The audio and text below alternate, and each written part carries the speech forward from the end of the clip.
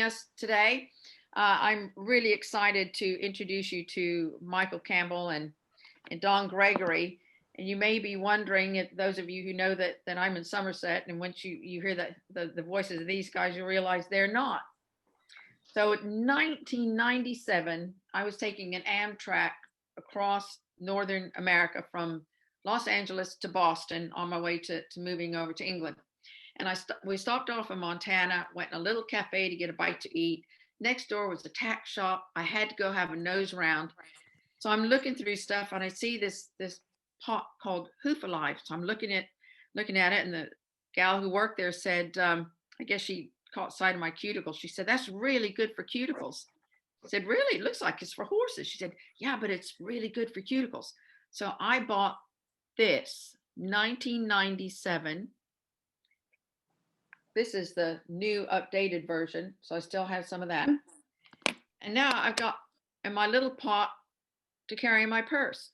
So now I've got my Hoof-Alive. Well, fast forward to about 2000, probably 2012, I should think. I was introduced to Michael Campbell, talked on the phone over and over again. I had loads of clients and customers with horses that had health problems. So I'd always get Michael on phones. He knows everything about horses. Yeah, not Then, quite.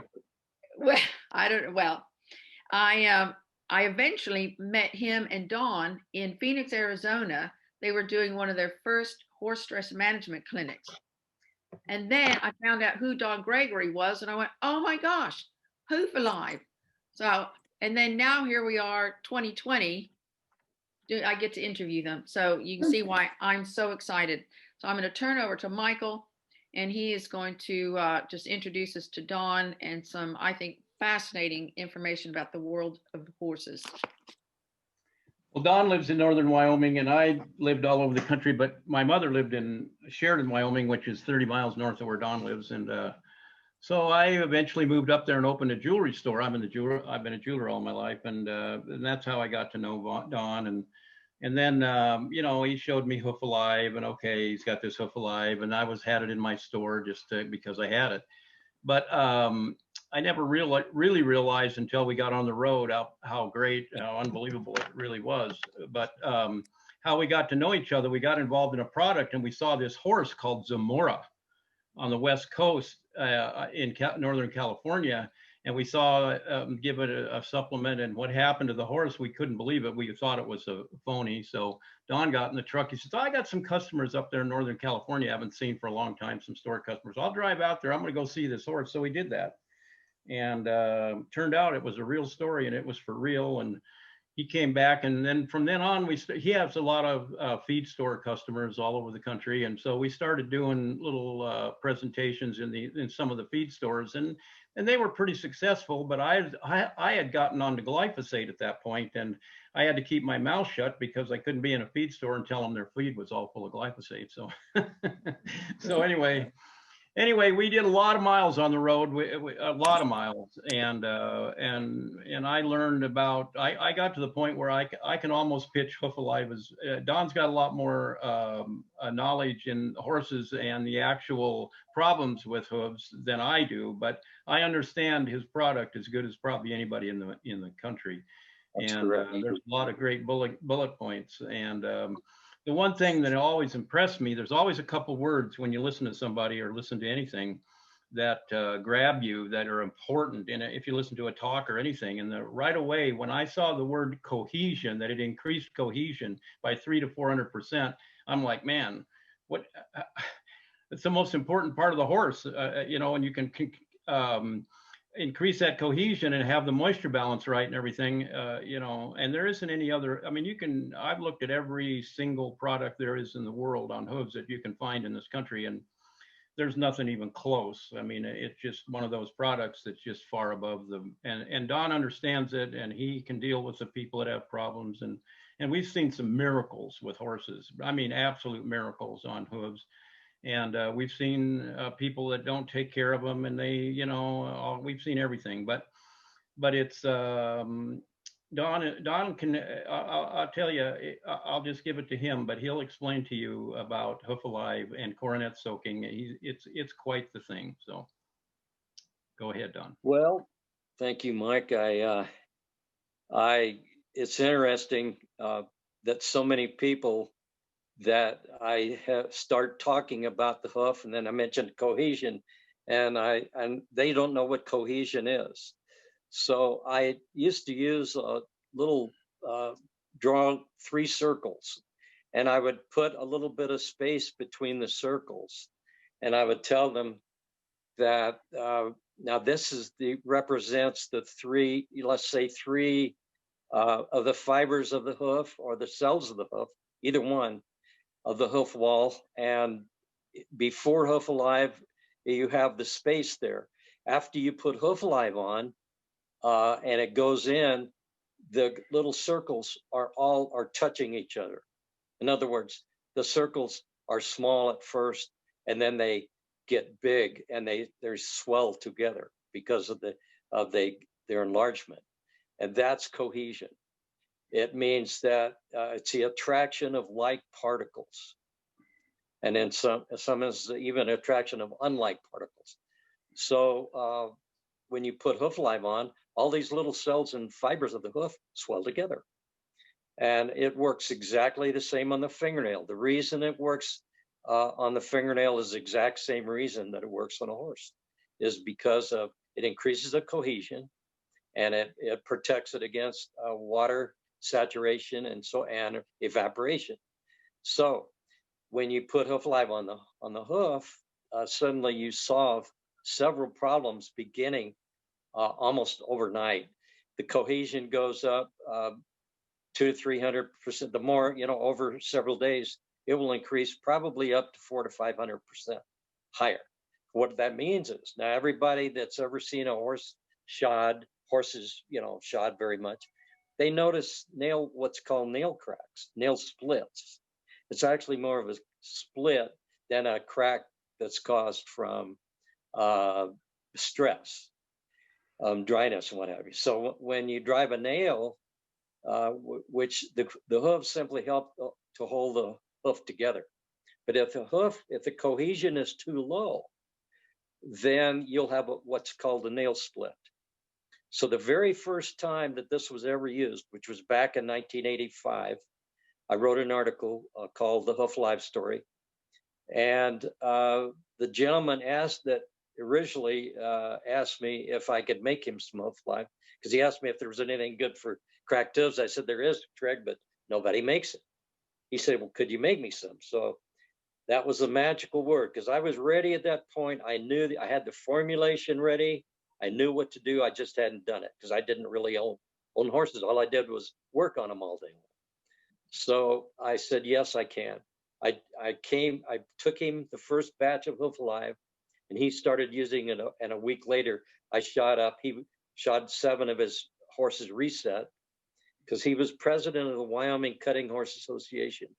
And he was just one of the people that I did a lot of shoeing for. And so I showed up a week later, and he came bounding almost out of his house as I pulled up towards his house.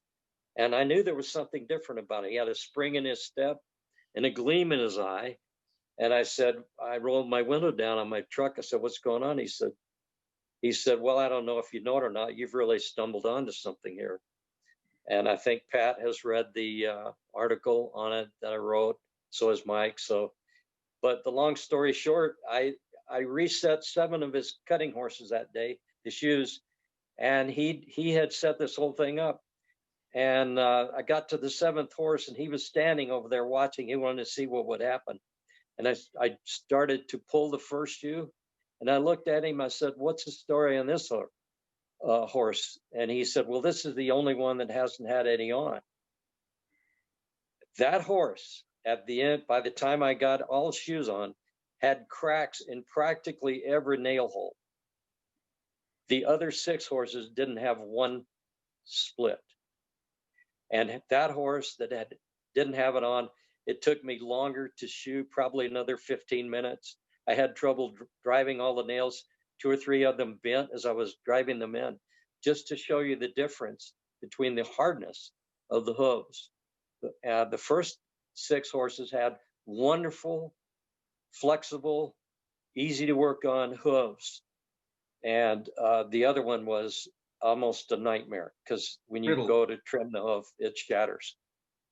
So Don, you were a farrier. I was a farrier for You were a farrier. 18 years professionally at that point, at that And time. you saw a need. You saw a need and you just sort of stayed with it. And Yes, you I need, didn't know. I saw the first, yes, I first saw the need, but I didn't let it go. And it took me 18 years to reach the point where I knew what to do. That I knew there was something wrong with what people were using on hooves, like substances like pine tar, turpentine, phenol, petroleum.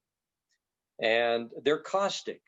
You wouldn't dare put those on your fingernails. You certainly wouldn't put them on your lips like they do Hoof Alive. well, they put them And in so personal care products for people because I've researched that extensively. So lanolin is a natural substance. You know, if you want to say God made lanolin, okay, I'd go with that. It's a natural, God made substance in this world. It's not man made. It's from wool, and so you know it's comes from wool. So what they extract it, and I use that as the base of Hoof Alive. So you have a natural substance that comes from a natural, you know, uh, thing like wool, little filaments and fibers, and it goes into the fibers of the hoof. It goes into the fibers of your hair, goes into the fibers of your fingernail, and it's completely non-toxic, non-caustic, non-irritating. It's harmless. You can put it right on a bleeding cut and whatever, a saddle sore, rope burn, bite, a brand, anything. And it helps it immediately to soothe whatever it is that you put it on. So it's a vast subject, really. But as a graduate farrier, I was a corrective farrier. I was taught by a master farrier, Al Pinson, 1968, Grapevine, Texas, North Texas Horseshoeing Institute. And when I graduated, he had shown me everything, shown us pretty much everything that we needed to do. I knew that I knew, and at some point, that really is. You think that's a open door. Sometimes it's a closed door. Once you think you know it all. So, but thank God I kept my mind open to keep learning, and I loved horses. And but I had to realize that I needed to, that there were things that needed to be changed. And well, so the one thing that Don understood real quick was about, the coronet, and that if you took care of that coronet, you could accelerate the growth of a hoof. And that's really something when that thing is right, and it'll you have a real bad hoof, and you're trying, and maybe you'll have a quarter crack or something, and you're trying to get that hoof back. He figured out that you could accelerate the growth of that hoof if you took care of that. Do a quick little promo here. This is the cornet soaking kit. It comes with two of these cornet soakers, I call them. I basically developed this the very first year that I brought out Hoof Alive. And so this has been with it. And this is kind of a, fold out version. It has Velcro and it's adjustable. So it goes around the hoof, and it can make, it can totally renew the cornet. But you have to vet wrap it. And it's shown, I have instructions on the back of this card that shows complete this little kit, it's called. And it's inexpensive, and you can even reuse it time and time again. I was going to ask about that. Yeah, so that's good. It has a plastic bag, so you can, when you get done with it, you can store it in the plastic bag. But the other thing I want to tell everybody, I want to just tell that everybody that owns a horse, and you love your horse, you want to take the best care of his hooves. To do that, number one, you need to get get Hoof Live. These are the 2 horse sizes here, pint and a 4-ounce. You can get one or both of those, and you need to also get a hoof stand so you can get over your aversion to touching that smelly, stinky hoof, and because they do smell bad because of where we make these horses stand. It's not their fault they have to stand in there. Trust me, if they had their choice, they would not be in that stall. They would be out walking around, whatever. So, so their feet do smell. That's not their fault. We have to get over the idea, our aversion to touching those stinky hoofs. We got to clean them out. We got to get them up on that hoof stand. And there's the cheapest way to buy a to make your own hoof stand is to go to something like Home Depot and get what they call a tamping bar.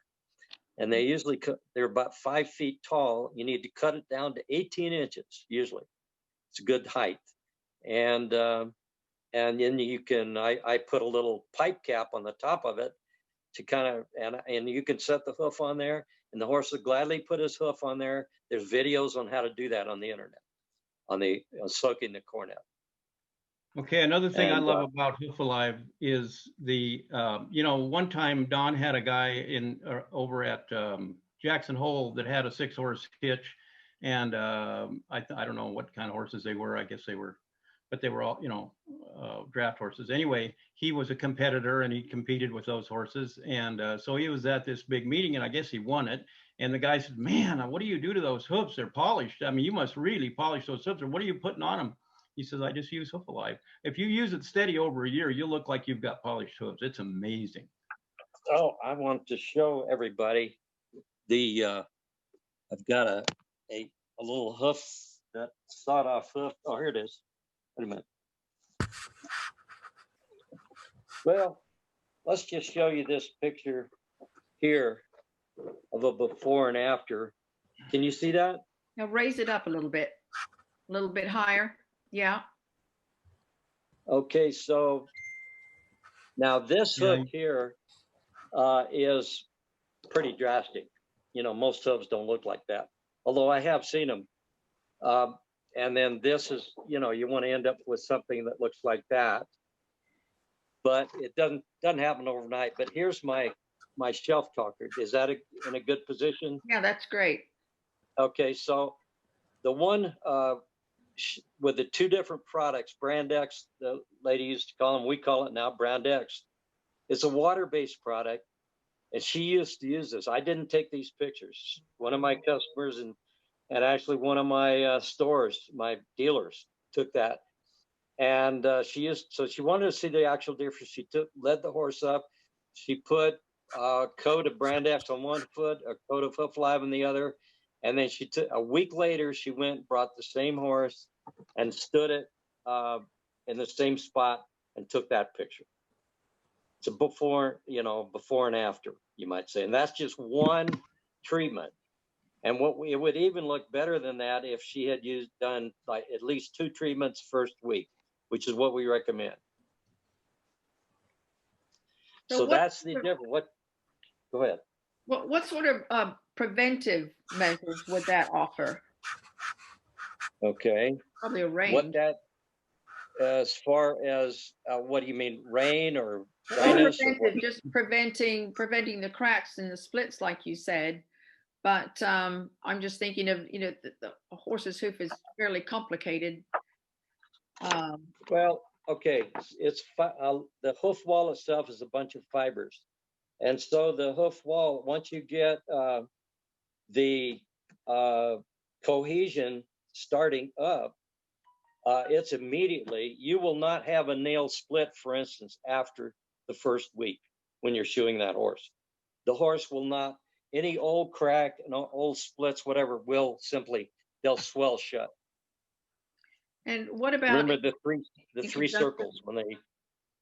What about in conjunction with laminitis? I've heard that's used to treat a horse with laminitis. Okay, that's a wonderful thing. Now, laminitis, what Mike touched on earlier, the gal that in Northern California that had that Arab horse called Zamora had horrible laminitis. she could barely walk. They had a whole video. We need to send everybody that link so you can watch that video. It changed in 3 days. It didn't really have anything to do with Hoof Alive. It's a blood problem. Anything in the horse's system, like for instance, gentleman in Florida, in Ocala, Florida, had this high-end mare that her colts sell every year at the Keeneland sale for over $100,000. She retained a placenta, which affected her blood, and she almost immediately, within a few days, started going. She was going to go into a full-blown founder. And a founder is, it's the blood clots. What is it? Clots up inside, and the circulation pretty much almost slows way down anyway. It may not stop, but it slows way down, and it can cause a tremendous pressure on top of the third phalanx. The coffin bone is another common name for it. And it starts rotating that bone downward and can literally push it down almost sometimes through the bottom of the hoof. And that hoof, the horse, of course, is at that point lame. And so this gentleman had been, they sell this product called Protein, and which is what the lady in Northern California, to connect the dots, had given to Zamora, and it changed her in about 3 days.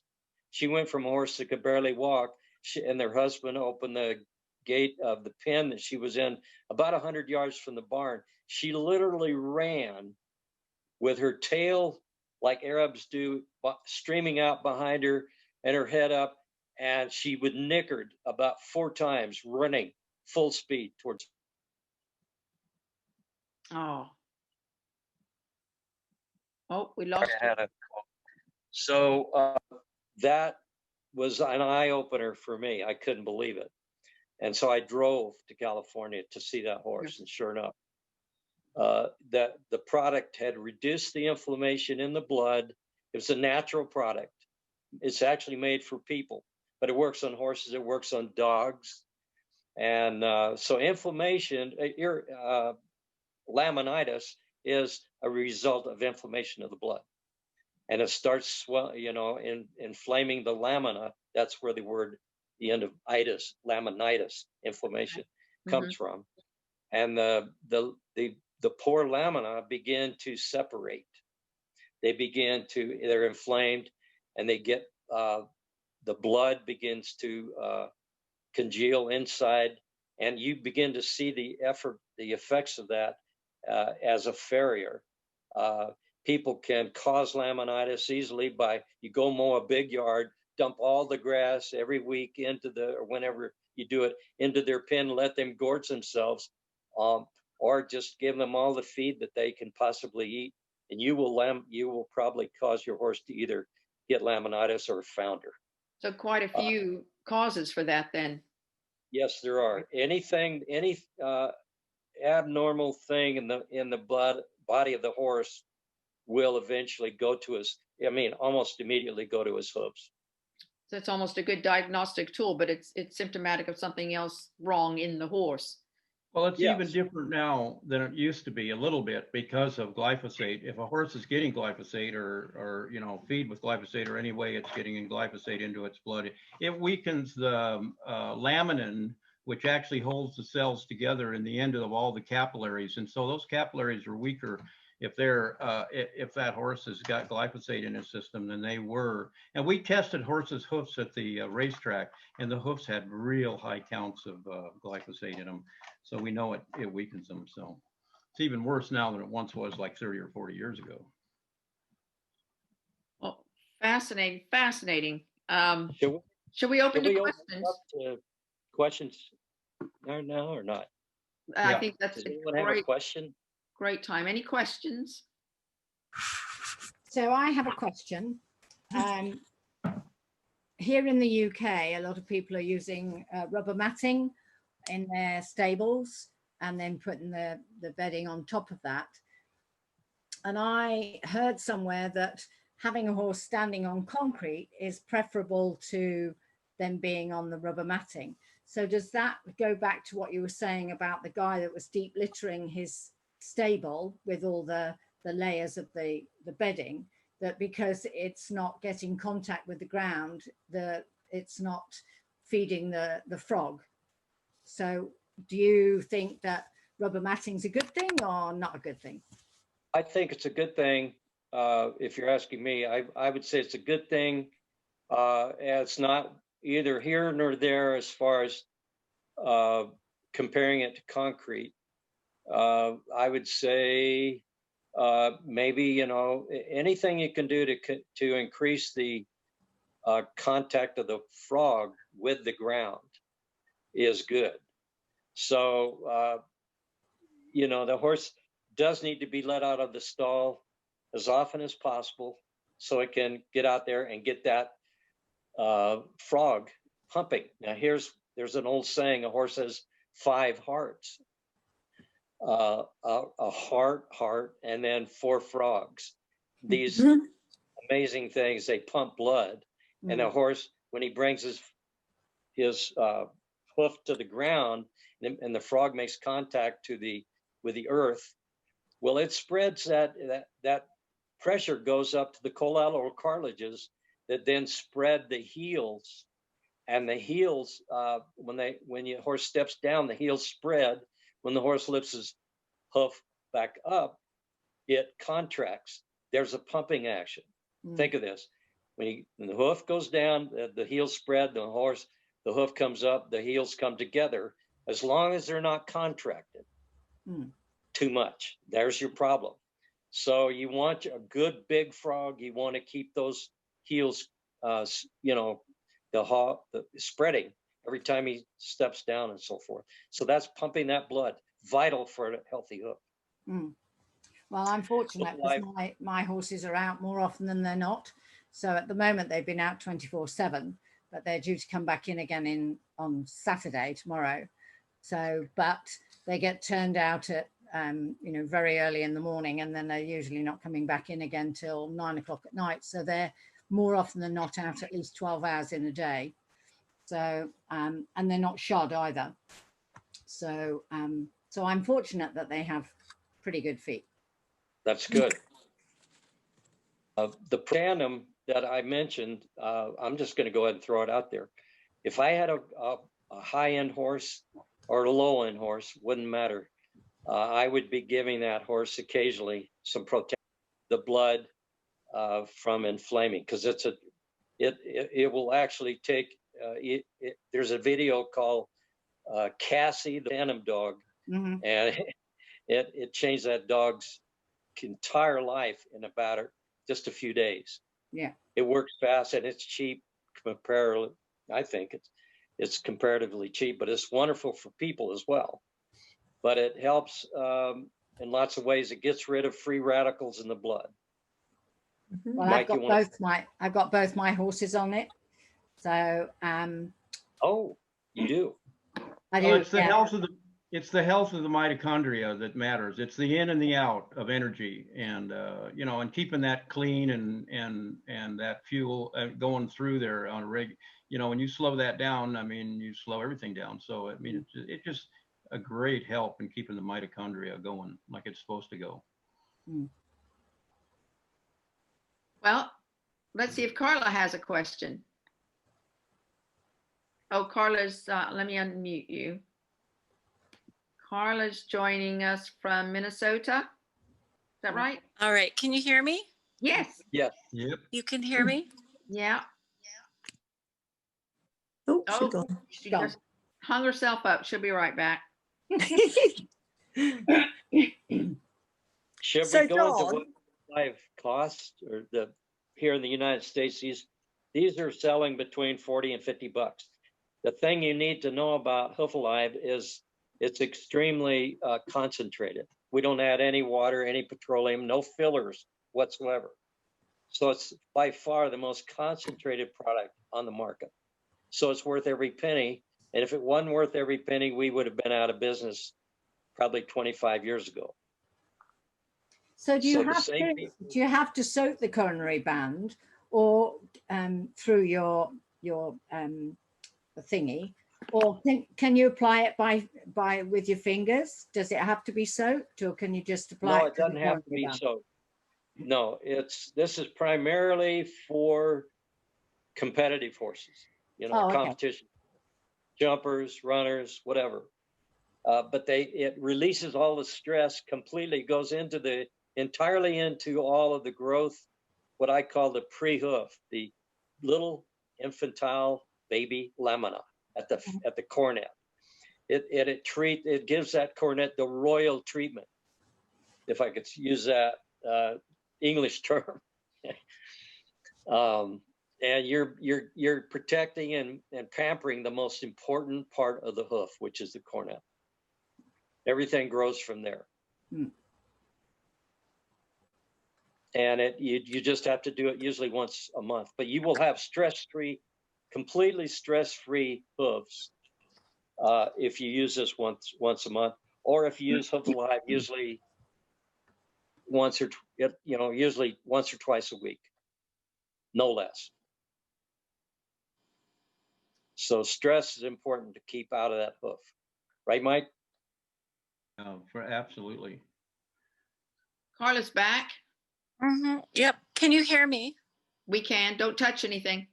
Okay. So I have a question. So I keep my horses in training on 2 a day. Do you think the horses on 1 a day are benefiting somewhat? Absolutely. You don't Yeah. even need that much. You don't even need that much. Mike came up with this analogy. We used to batter back and forth and compare notes about this. Maura, if you've seen that video, Mhm. she put that horse on just a portion of one pill. I think she said is all she had left. And we were wondering how a portion of one pill could be that Mhm. powerful. And Mike came up with the idea that it wakes up their system. Because the system of a horse is ready for, because he's a vegetarian. He does not eat meat. He's ready to respond to them. Mhm. And so Okay. sometimes, even in medicine, they have this thing called homeopathy.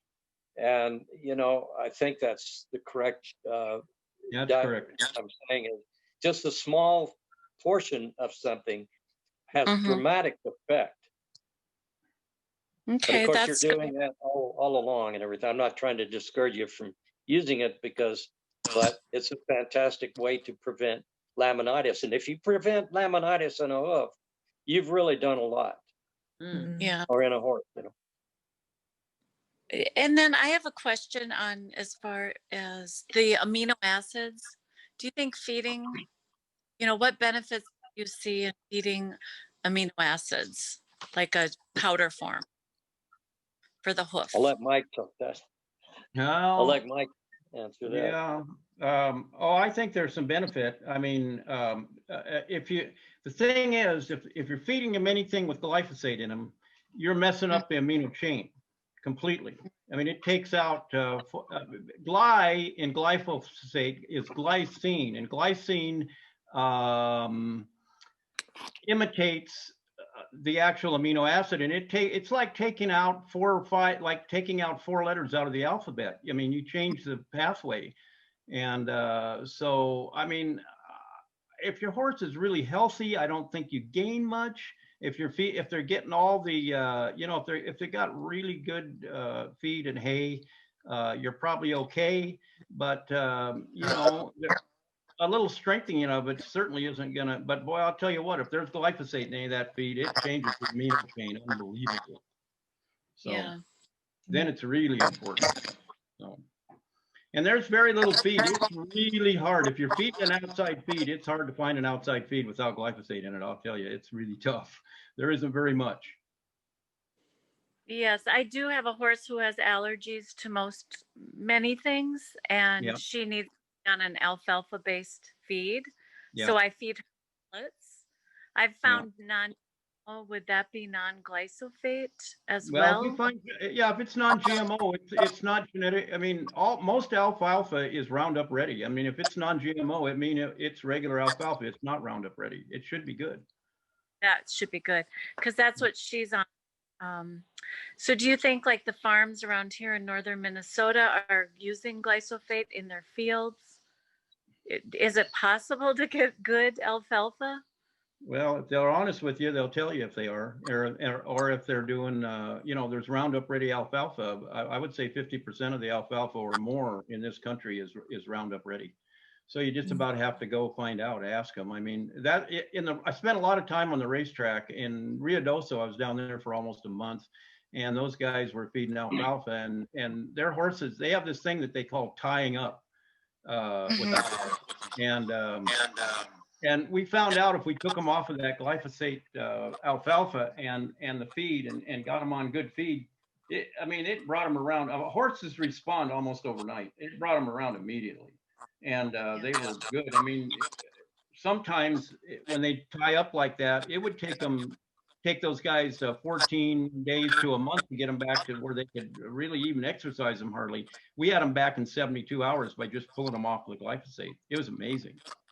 So they're sensitive. I mean, they're really sensitive. So it's important to find the right feed. It's really important. In my opinion. Can I do a little bit of to see? Can everybody see this? Well, we can't read it, but we can see it. Okay. Well, it's the cornet soaking. Let me just read it. These bullet points. It says cornet soaking with Hoof-No. It's simple. It's easy. You can do this. Here's what you can achieve. Renew and restore the infantile corium growth. Release all hoof stress in 24 to 48 hours. Establish true moisture balance. Swell most existing cracks shut. Increase cohesion 300 to 400%. Heal separations at their source, which of course is at the cornet. Show excess, again, slow excess evaporation. Stop and prevent all new cracks. Accelerate healthy new growth and maximize circulation and heel expansion. And then finally, weatherproof the hoof naturally. All of those things can be done with Hoof Alive, especially if you soak the cornet, if you need to soak it. You don't have to soak it, but it helps. So we could send that as a PDF to anyone who would like that information. Oh, yeah. We can. Any I have more questions? Please ask us some questions. Stump us. Can I ask a question? Sure. Yes. Absolutely. So basically you're saying that hoof problems the hooves are very sensitive and they can be affected by outside influences like standing in manure type, and they can also by shock or, you know, vaccines, perhaps, all sorts of things. So basically it's really hard to keep a hoof to be healthy, really. Sounds like everything seems to affect it. Well, go ahead, Don. It's not that hard. It's that people think it's that hard. It can be done. All you got to know is the hoof is alive. You have to treat it not with kid gloves. You just have to treat it with intelligence and use all natural, Hoof Alive. And also, if you use a natural product to keep the inflammation in the blood down, those are the two main things. And then, of course, natural, just necessary hoof care. Okay. And can you get Hoof Alive in the UK? Unfortunately, at this point, no. Not we yet. We want to fix that. Oh, that sounds brilliant. Yeah. Okay. I'll look forward to that. So if we all do a run on Mole Valley Do you have Hoof Alive? Do you have Hoof Live? Is Hoof Live yet? Okay, we'll do.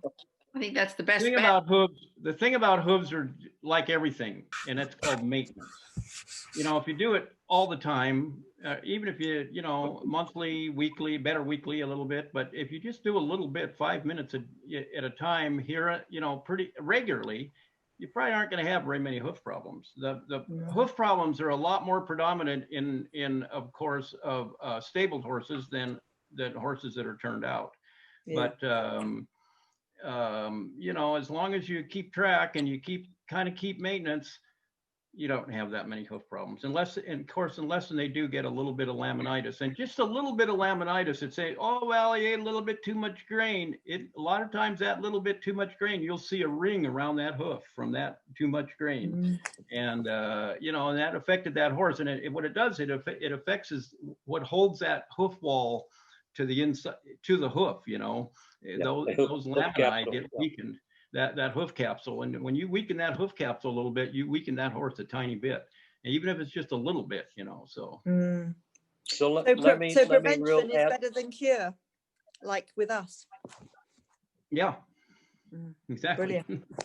Brilliant. Let me add a real little bit of a story here, 2 stories. I was in Phoenix, Arizona. I was shoeing horses, and at one point, and because I've been in, you know, quite a few states. And there was a lady, and I just had to trim her horses inside their stalls. And they had fairly good sized stalls. And I noticed all the carrots on the ground. And I noticed as I trimmed her horses, they all kind of had a little bit of bloodshot evidence on the bottom of their soles as I was trimming. And I said, what are all these carrots about? She says, well, the people at what they call the sheds there by the railroad track, they give us their seconds and we give them to our horses. She was literally causing laminitis in all of her horses by giving them too many carrots. An occasional carrot doesn't hurt anything. Then now another lady here in Wyoming I noticed the same thing on her horses. She had a bunch of cutting horses, high-end cutting horses. And I noticed the blood evidence as I was trimming and shoeing her horses. And I said, I looked over next to her big barn, and here was an apple orchard. And I said, somehow it came to light that she was giving apples to those horses, kind of probably quite a few. She was literally causing inflammation, laminitis in her own horses with love.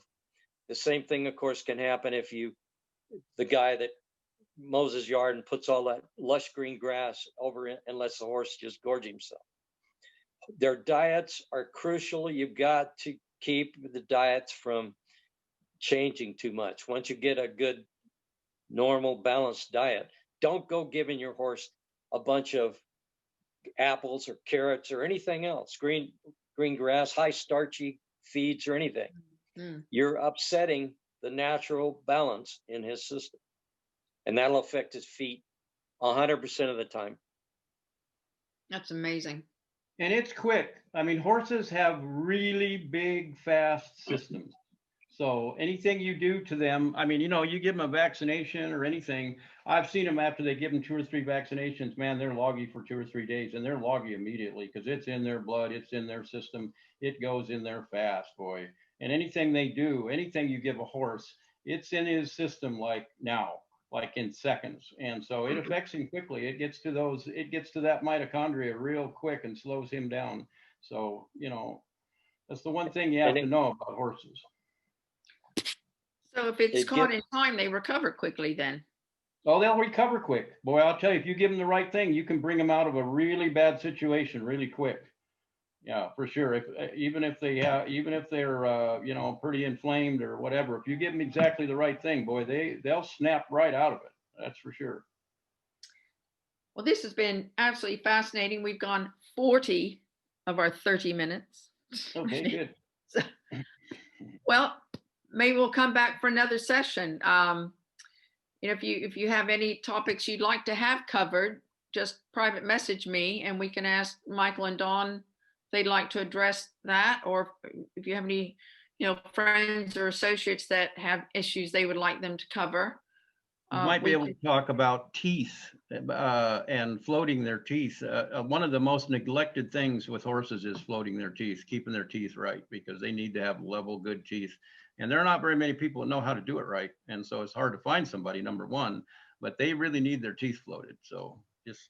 that's I've a heard little- some horrible stories, just Yeah. in me, and I'm not a horse owner, and I've heard some horrible stories about horses' teeth and the problems they Yeah. cause. I think Stella probably has as well. A So, bad tooth can kill a horse in 72 hours. wow. I've seen it happen because the poison in that tooth is so dramatic, so quick, I mean, it's important that those teeth are really important in a horse. I just brought that up because I think it's so neglected and people should think about it a little bit. Okay, well let's think about that. Well, I'm gonna end the recording now. And Goodbye, everybody.